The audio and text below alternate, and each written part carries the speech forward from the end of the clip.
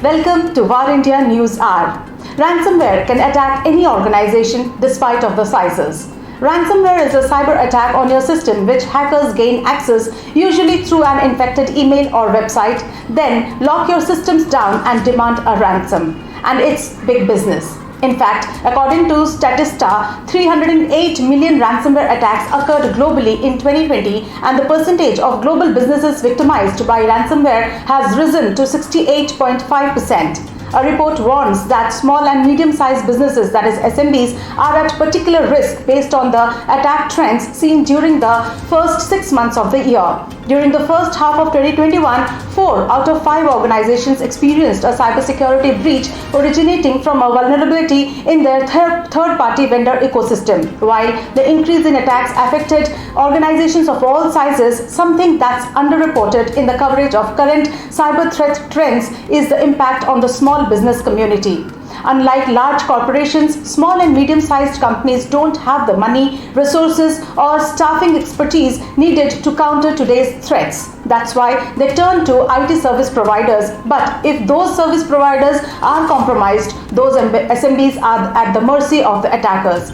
As seen in the SolarWinds breach last year and the Kaseya VSA attack earlier in 2021, one successful attack means they can breach hundreds or thousands of SMBs downstream. However, when we see the recent attack on the large enterprises, especially into healthcare, supply chain and BFSI, are facing regular cyber breach where they don't have the issue of investments. A report says data exfiltrations continue to increase. In 2020, more than 1,300 victims of ransomware had their data publicly leaked following an attack as cybercriminals look to maximize the financial gain from successful incidents. During the first half of 2021, more than 1,100 data leaks have already been published, which projects a 70% increase for the year.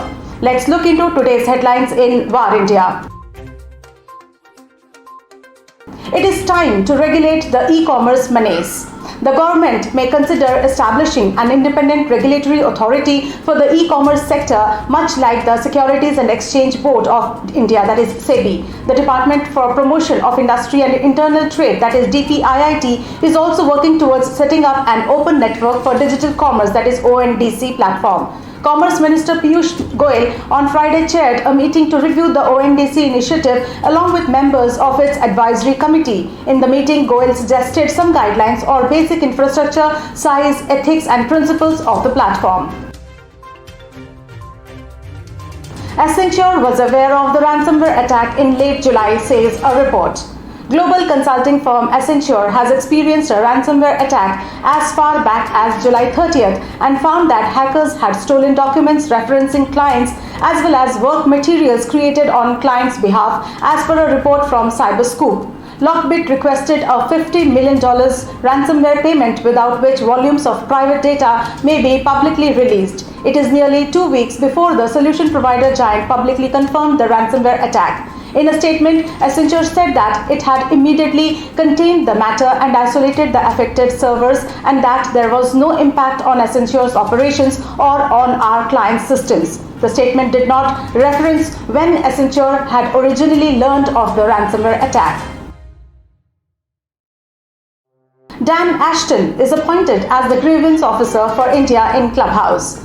Clubhouse is an audio-based social networking platform where users communicate in voice chat rooms. The social app allows users to spontaneously join group chats, can accommodate up to 5,000 users in one chat room. In compliance with the new IT Rules 2021, Clubhouse has appointed a new grievance redressal officer in India. Clubhouse has named Alpha Exploration, listed under Dan Ashton as its grievance officer, and the address given is in San Francisco. Regulating OTT is important, else people will start putting porn also, says Ajay Devgan. OTT platforms in India reach around 40 million customers and make up a market worth around Rs 3,000 crores. India is planning to draft and legislate an overarching statute for OTT, that is over-the-top platforms. Superstar Ajay Devgan has said the digital space needs to be regulated to a point. If we don't regulate something, people take advantage. 4 people taking advantage will spoil the name of the whole industry, he added. If you don't regulate, people will start putting porn on it also. So regulations are important, but there has to be a line drawn, Ajay said. Bengaluru-based analytics firm Traxon files for the IPO. Traxon Technologies, a Bengaluru-based startup, operates on a software-as-a-service-based model and is among the leading market intelligence providers for private company data.